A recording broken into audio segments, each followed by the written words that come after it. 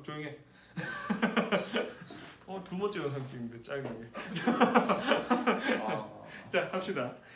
오늘 이번에는 대한제국이랑 그 대한제국에서 실시한 광무개혁에 대해서 몇 가지 살펴보도록 하겠습니다.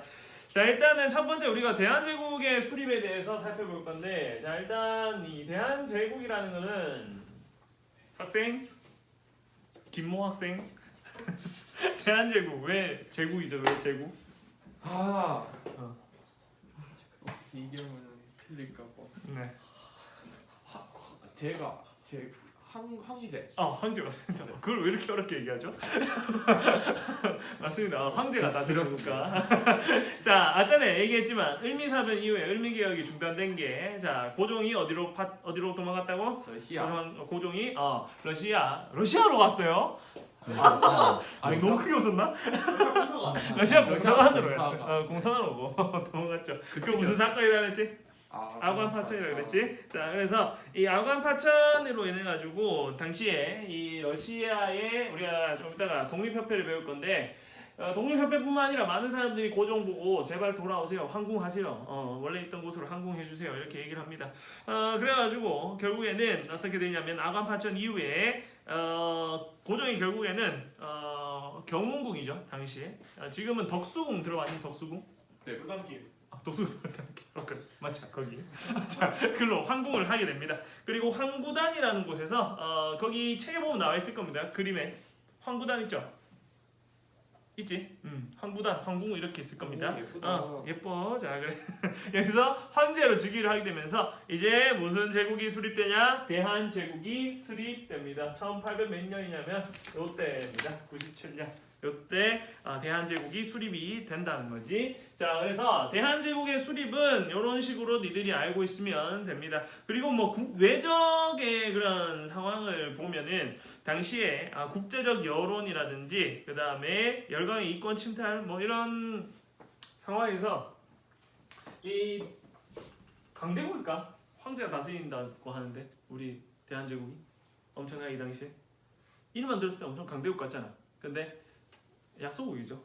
근데 그 당시 열강들의 이러한 이 대한제국 성립 전이니까 이 조선에 대한 그러한 각축전이 어느 쪽도 우세를 점하지 못하는 그러한 상황에서 이러한 상황에서 어떻게 하게 되냐면 자주 독립 국가를 표방하면서 대한제국이 수립이 된 거지. 자, 그런데 중요한 거는 지금부터 우리가 봐야 될 게 이 대한제국에서 실시한 개혁이 있습니다. 그 개혁의 이름이 바로 무슨 개혁이다? 광무개혁이다. 왜 광무일까요? 연호죠. 연호. 그렇지. 바로 여기 대한제국의 연호가 뭐였다는 거죠? 광무였다는 겁니다. 자, 그래서 광무개혁이 실시되는데, 광무개혁은 우리가 일반적으로 1899년에서 이제 1920세기 초로 갑니다. 보통 4년까지 이렇게 이어졌다고 볼 수가 있다는 거지. 그래서 정치, 군사적으로, 그 다음에 경제적으로, 그 다음 교육적인 면에서도 여러 가지 개혁이 이루어집니다. 근데 너희들이 꼭 기억해야 될 게 있습니다. 이 광무개혁에서 방향이라는 거죠. 자, 이거는 우리가 잘 기억을 해둘 필요성이 있어요. 바로 구본 신참이라는 거죠. 구본 신참. 알겠죠? 옛 것을 본으로 해서 본보기로 해서 새로운 것들을 참고한다는 거죠. 근데 약간 어떤 면이 강하냐면 온건개합파 기억납니까? 온건개합파? 온건개합파가 주장했던 게 동도 서기론이지. 알 거야. 믿어. 자, 동도 서기론. 약간 비슷합니다. 옛 것을 근본으로 하되 본보기로 하되 새로운 것들, 서양의 새로운 것들이겠죠. 그러한 것들을 받아들여서 개혁을 하자는 주장이 바로 이 구본 신참인데, 이 광무개혁의 개혁의 방향 정도라 니들이 알고 있으면 될 겁니다. 됐죠? 자, 그러면 광무개혁의 여러 개혁들을 이렇게 해서 나눠서 살펴볼게. 자, 어떻게 볼 거냐면 먼저 정치적인 면에서 먼저 살펴볼 겁니다. 먼저 1899년에 대한국국제라는 것을 발표합니다. 대한국국제. 1899년에 대한국국제.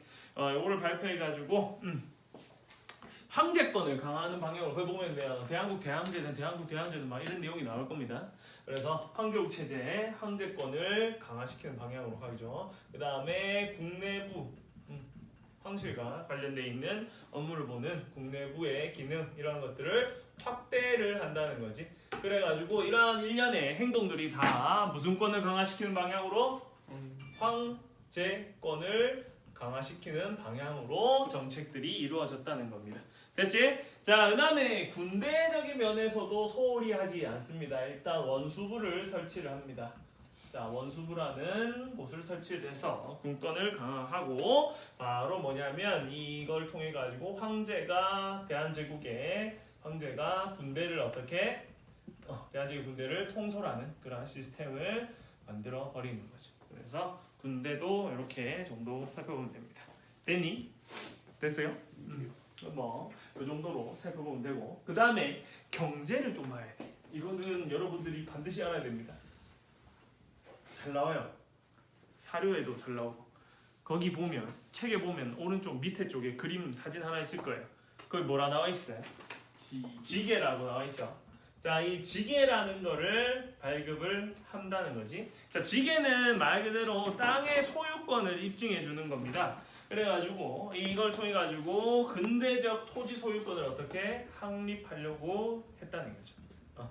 근대적인 토지 소유권 제도 이런 것을 확립하려는 그러한 모습을 보였다는 겁니다. 그리고 이 외에도 뭐 근대 시설을 도입한다든지 근대 시설 도입을 한다든지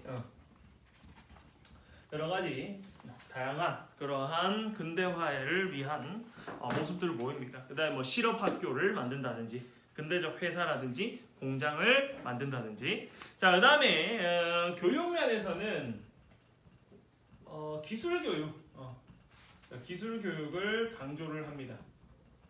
이 당시에 기술 교육을 강조를 하고 그 다음에 우수한 그러한 기술들을 배우기 위해 다른 나라의 유학생들도 파견을 한다든지 이런 식으로 개혁이 이루어진다는 거죠. 그래서 뭐 한성중학교라든지 이런 게 설립이 된다고 보면 될 거야.